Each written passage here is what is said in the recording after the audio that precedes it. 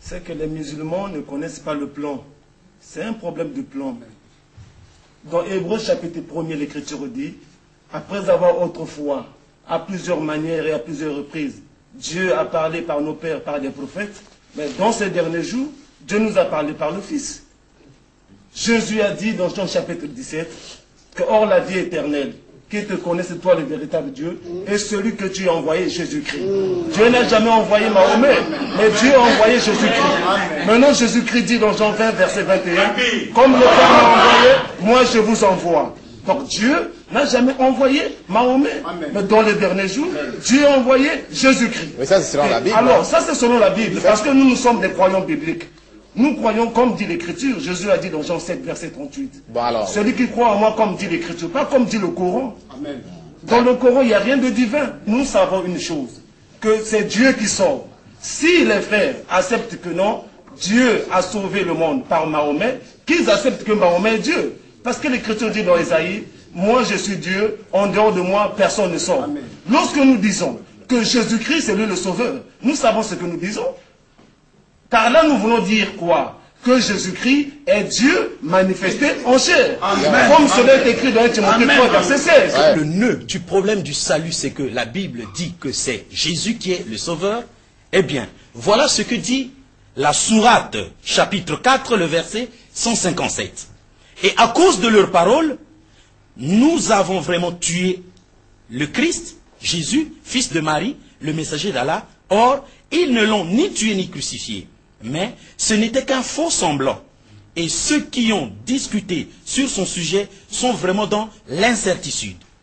Ils n'en ont aucune connaissance certaine. Ils ne font que suivre des conjectures et ils ne l'ont certainement pas tué. Mais Allah l'a élevé vers lui. Donc, pour Muhammad, Jésus-Christ n'est pas mort. Eh bien, voici ce propos-là. Prouve, Qui est coranique. qui est coranique, prouve que la religion de l'islam est tout à fait contraire avec le christianisme. Le thème d'aujourd'hui consiste à savoir l'humanité sera-t-elle sauvée par Jésus-Christ ou Mohammed. Et j'ai proposé à dire personne d'entre nous ne peut être plus éloquente pour répondre ou trancher sur cette question. C'est Dieu qui avait envoyé, qui nous dira par qui l'humanité sera-t-elle sauvée, et Jésus lui-même va le dire. Si Jésus a dit quelque part que c'est par lui que l'humanité sera sauvée, nous le verrons dans la Bible et dans le Coran. Ben oui. C'est clair. Nous sommes là, c'est juste pour l'aider de sorte qu'il ne se fasse pas passer pour quelqu'un, je m'excuse le terme, qui est 3 fois ignorant. Parce que mieux vaut être une fois ignorant. C'est-à-dire, on enseigne. Mais quand on est 3 fois ignorant, c'est-à-dire, on enseigne, on parle sur des choses dont on ignore soi-même qu'on est ignorant, et on ignore que celui qui nous a appris ces choses-là est lui-même ignorant. Lesquelles de Jésus-Christ? Par qui? Qui de Jésus, de Mohammed est le messager, ou est le sauveur de l'humanité? Ou Dieu a fait le sauveur de l'humanité? La Bible et le Coran sont clairs pour dire de Jésus-Christ qu'il n'a été envoyé qu'aux enfants d'Israël. Jésus n'a jamais été envoyé à l'humanité tout entière. Et si Jésus est sauveur, il n'est sauveur que pour les enfants d'Israël. Parce que la Bible dit clairement que Dieu a fait de Jésus-Christ un sauveur pour les enfants d'Israël. Et lui-même a dit dans Matthieu 15, 24, je n'ai été envoyé qu'aux brebis perdues de la maison d'Israël.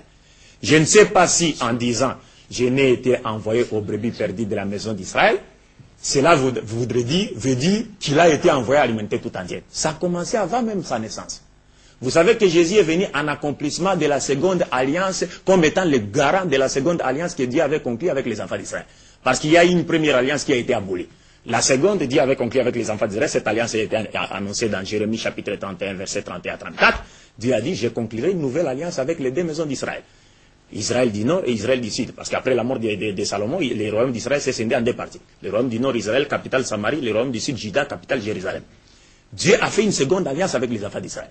Et avant même que Jésus ne naisse, l'ange est venu dire à Joseph, le père nourricier de Jésus, selon la Bible, que ne te sépare pas de ta fiancée Marie, car l'enfant qu'elle a conçu vient du Saint-Esprit.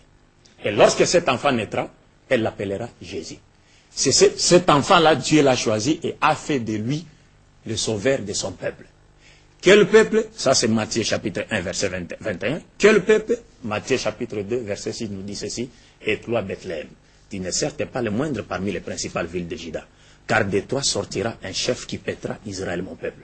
Et dans Matthieu 10, chapitre 10, versets 5 à 7, Jésus, quand il a voulu envoyer ses disciples aller prêcher l'évangile, il leur avait recommandé ceci. N'allez pas chez les païens, entre autres notre frère Arcamon. N'entrez pas chez les Samaritains, mais allez plutôt chercher les brebis perdues de la maison d'Israël. Et dans Matthieu 15, 24, il répétera la même chose. Lorsque la femme cananéenne s'était approchée de lui et lui avait demandé de l'assister parce que sa fille était cruellement tourmentée par les démons. Pendant que la femme était en train de crier derrière Jésus, Jésus faisait fi même de ne pas, il faisait semblant. C'est comme s'il ne voulait même pas l'écouter. Et ses disciples se sont rapprochés de lui pour lui demander de la chasser, de la renvoyer. Et Jésus leur dira, je n'ai été envoyé qu'aux brebis perdues de la maison d'Israël. La femme a continué à insister. Finalement, Jésus dira, on pourra peut-être lire ce verset, parce qu'il est inutile de chercher à contrer, alors que ce que je suis en train de dire, sortez de la bouche de Jésus. Dans Matthieu chapitre 15, verset 24, cette femme avait insisté encore. Maître, secours-moi. Ma fille est cruellement tourmentée par les démons. Et Jésus dira ceci. Il n'est pas bon de prendre le pain des enfants et de les jeter aux petits chiens. Demandez au frère Arcamon, qui sont les petits chiens, qui sont les enfants et qu'est-ce que les pains. Les petits chiens, ce sont les païens. Ouais, les païens, nous autres. Et dans Matthieu chapitre 19, versets 27 à 28, Jésus dira encore, au dernier jour. Il dit à ses disciples, les jours où le Fils de l'homme sera assis sur le trône de sa gloire, vous qui m'avez suivi, vous serez de même assis sur 12 trônes et vous jugerez les 12 tribus de la maison d'Israël. Pas un seul trône pour les Congolais de Brazzaville et moins encore pour ceux de la RDC. Pas un seul trône. Mais nous ne refusons pas. Nous disons que Jésus, étant donné que le Christ est un messager de Dieu, les enseignements de Jésus peuvent être bénéfiques à toute l'humanité. Mais reconnaissez que Jésus n'avait été envoyé qu'aux enfants d'Israël. C'est comme Moïse. Les enseignements de Moïse nous sont profitables. Mais Moïse n'a jamais été envoyé pour les Congolais. Il a été envoyé aux enfants d'Israël. Mais étant donné que ces enseignements venaient de Dieu, et que c'est ce même Dieu qui nous a tous créés, donc c'est normal, c'est naturel, c'est normal que les enseignements de Moïse nous soient également bénéfiques. Alors dans les versets du Saint-Coran, cette même vérité est confirmée dans le Coran. Dieu nous montre clairement dans le Saint-Coran qu'il n'avait envoyé Jésus-Christ qu'aux enfants d'Israël, que vers les enfants d'Israël. Je suis dans le Coran, dans son chapitre 3, versets 50 à 51. Versets 49 à 50. Je lis. Et il sera, c'est-à-dire Jésus-Christ, le messager aux enfants d'Israël. Et leur dira, en vérité, je viens à vous avec un signe de la part de votre Seigneur. Pour vous, je forme de la glaise comme la figure d'un oiseau, puis je souffle dedans. Et par la permission d'Allah ou de Dieu, cela devient un oiseau. Et je guéris l'aveugle-né et le lépreux, et je ressuscite les morts par la permission de Dieu. Et je vous apprends ce que vous mangez et ce que vous amassez dans vos maisons. Voilà bien là un signe pour vous, si vous êtes croyants. Et je confirme ce qu'il y a dans la Torah révélé avant moi. Et je vous rends licite une partie de ce qui vous était interdit. Et j'ai certes apporté un signe de votre Seigneur. Craignez Dieu donc et obéissez-moi. Donc le Coran est clair. Le Coran a appuyé la Torah et l'Évangile sur ce point, disant que Jésus-Christ n'avait été envoyé qu'aux enfants d'Israël, pas à d'autres peuples, mais que le païen et tout pasteur averti le sait, les païens ont été acceptés dans la nouvelle alliance par la grâce.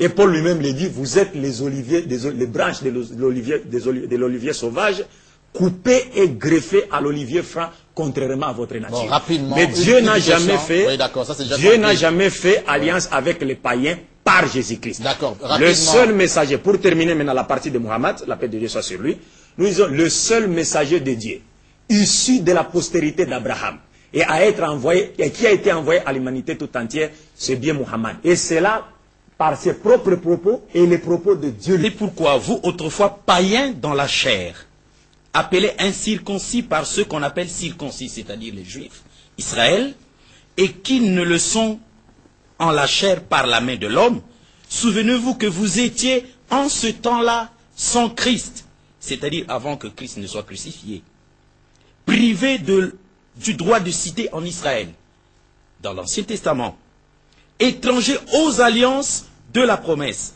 sans espérance et sans Dieu dans le monde, avant que Christ ne soit crucifié. Mais, maintenant, voilà que le salut va venir, en Jésus-Christ, vous qui étiez jadis éloignés, vous avez été rapprochés par le sang